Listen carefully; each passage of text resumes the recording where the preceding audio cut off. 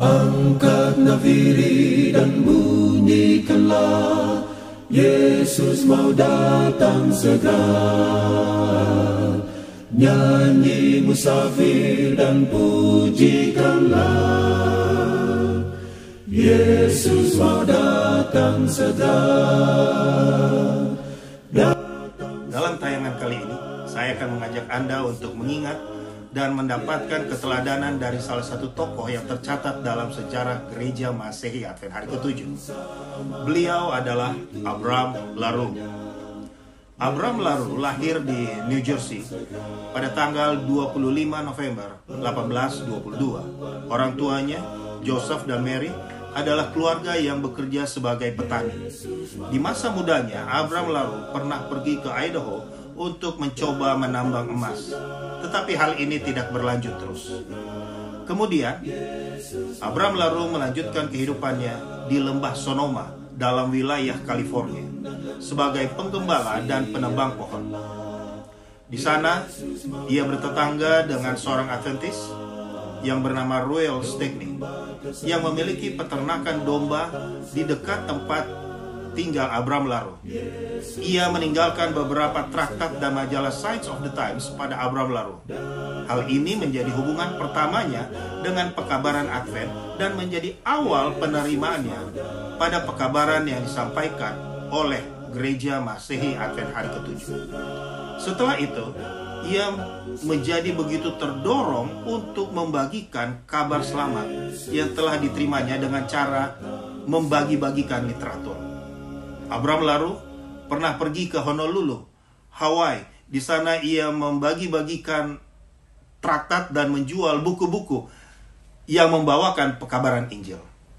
Terdorong oleh kerinduannya untuk membagikan Injil kepada orang-orang yang belum pernah mendengarnya, Abraham LaRue menuliskan surat kepada General Conference untuk dijadikan misionaris ke Hong Kong. Tetapi ia diberitahu bahwa pada usianya yang saat itu sudah 65 tahun, dirasakan sudah terlalu tua untuk belajar bahasa asing dan menjalankan tugas yang berat.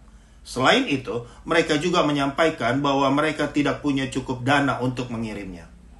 Tetapi ini tidak membuat Abraham LaRue putus asa. Pada saat Abraham LaRue sedang mendistribusikan literatur di sekitar pelabuhan, ia bertemu dengan seorang kapten kapal yang ramah, yang menawarkan untuk ikut bersama dengan kapten kapal ini menuju Hong Kong. Sehingga pada tanggal 21 Maret 1888, dia pergi bersama dengan mereka dengan menggunakan kapal Velocity dari San Francisco dan tiba di Hong Kong pada tanggal 3 Mei 1888 dan mulai menjalankan penginjilan dengan mendistribusikan literatur. Pada saat dalam perjalanan menuju Hong Kong, Abraham LaRue menginjil pada ABK, anak buah kapal, dan salah satunya Olsen yang menerima pekabaran Advent ini. Dan setelah tiba di Hong Kong, Olsen ini mengundurkan diri dari pekerjaannya sebagai ABK dan mereka menggunakan hari-hari mereka dengan menggunakan sampan untuk menuju pelabuhan dan menyampaikan kabar selamat ini kepada orang-orang, terutama yang berbicara bahasa Inggris. Ini adalah salah satu foto beliau bersama dengan pelaut-pelaut Inggris di Hong Kong pada tahun 1902. Dalam foto ini, beliau berdiri di bagian belakang, orang kedua dari sebelah kiri.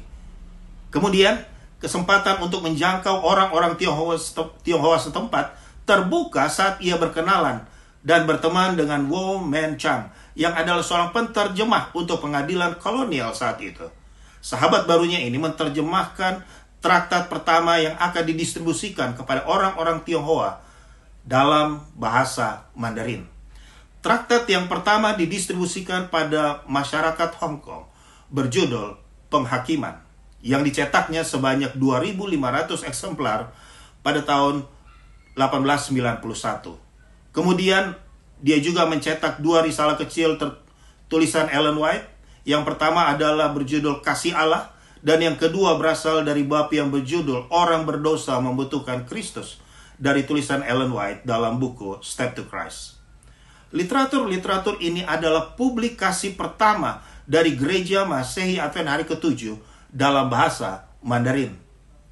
Abraham Laru juga sempat melakukan perjalanan singkat ke tempat-tempat yang lain untuk menginjil dengan cara mendistribusikan literatur. Tercatatkan dalam usahanya ini, ia pernah pergi ke Sarawak, Singapura, dan juga Jepang. 13 tahun setelah Laru tiba di Hong Kong, keluarga Anderson ditugaskan oleh General Conference sebagai misionari pertama yang secara resmi ditugaskan ke Cina. Jacob dan Emma serta Ida Anderson pada tanggal 2 Februari 1902 tiba di pelabuhan Hong Kong. Tepat pada waktunya untuk membaptiskan 7 orang yang telah disiapkan Abraham Laru pada tanggal 1 Maret 1902. Abraham Laru terserang penyakit pneumonia dan akhirnya meninggal pada tanggal 26 April 1903 di Hong Kong. 1 tahun setelah ia menyaksikan baptisan pertama yang hasil dari usaha membagikan literatur-literatur ini.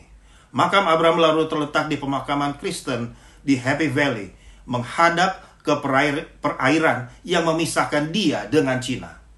Setelah kematian Abraham Laru, beberapa kesaksian menggambarkan Abraham Laru sebagai suatu sosok yang istimewa.